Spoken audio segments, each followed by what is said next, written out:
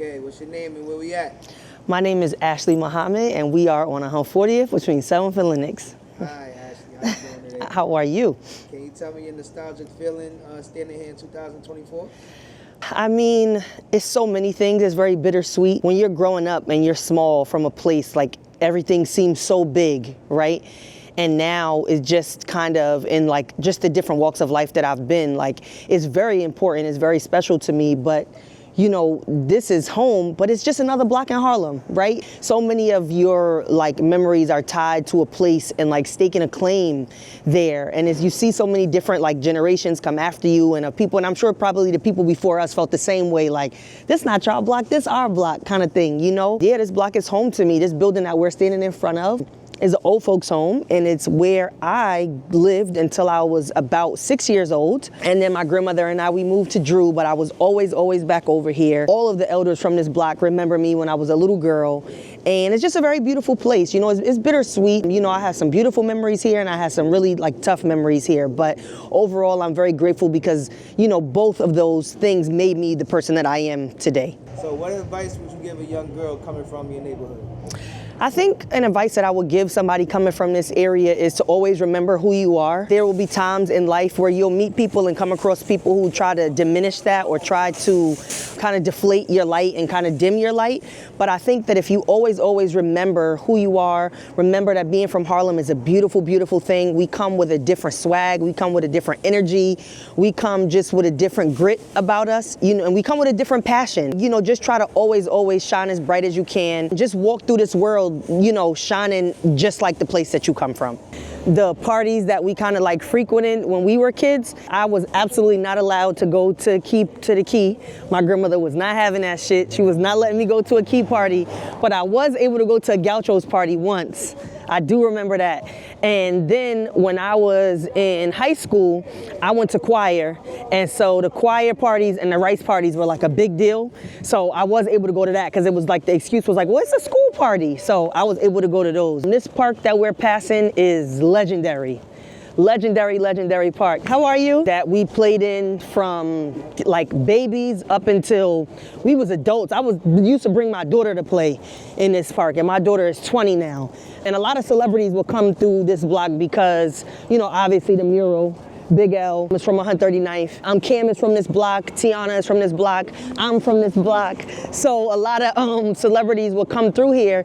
And I remember Tracy McGrady came once in a yellow Hummer. That was the first time I ever saw a Hummer. It was huge. And he was standing and he was taller than the gate. Like standing, like looking in the park, and all the kids was like running up to him asking for autographs and stuff.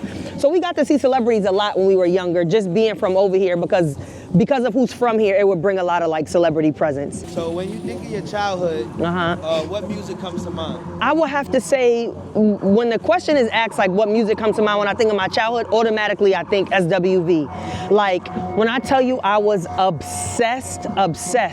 And I remember Coco from SWV. We used to go to a church on 125th off 8th Avenue. And I remember I would leave my church, because my church is on 40th as well. Like when I say everything was on that block, everything. Like my first friends, everything is from my block.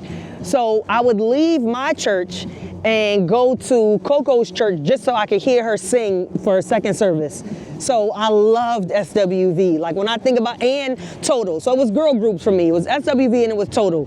Because I remember my grandmother used to have a restaurant on 144th and 7th Avenue. There's a school, 194, right in the block, in between 7th and 8th. I'm on 144th. And I never forget, because like a lot of people used to come and buy like food for my grandmother and dinners for my grandmother. They told me once, like, Total gonna be in the school down the block, you should go. And so my grandmother let me go, and I got to see them like in this school auditorium. So I was like up close and personal with them.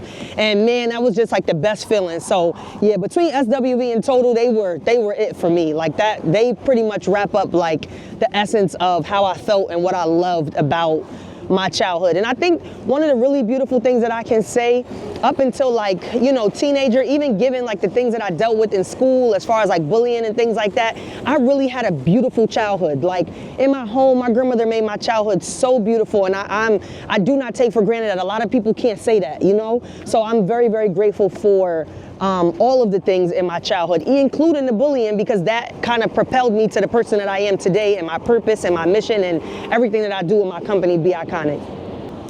Okay, so now we are on 135th and Lenox. I'm in front of the 2 and the 3 train, now to take you from Harlem all the way to Brooklyn. All the way to Brooklyn. But you from Harlem, you rarely ever go to Brooklyn. No hate to Brooklyn, but we just rarely ever go there. I have so many memories leaving from out of this train station, because this is where we would come, or this is a train we would take to go down to like 42nd Street. There used to be like arcades and stuff down there, so we used to go to 42nd Street, and it was like a big deal to go to 42nd when your parents let you go outside. I have so many memories, me and my friends getting on the train here, going downtown. So what makes where you from different from anywhere else in the world?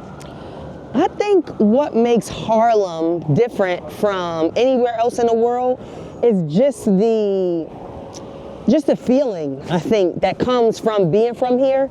Is really like, Harlem really, like, I know a lot of people say it, but Harlem really is unlike any other place like in the world because of how heavily populated our people are here. And I think that this was one of the first places like in the country that we kind of felt was our own, you know, and was like home for like us, the people that look like us and like feel like us, move like us, walk like us, talk like us. So I think for me it's just the history that comes with the Harlem Renaissance and all of that. I just think like the history and just how that is kind of in our blood just makes being from Harlem different from anywhere else in the world. Thank you. You're welcome.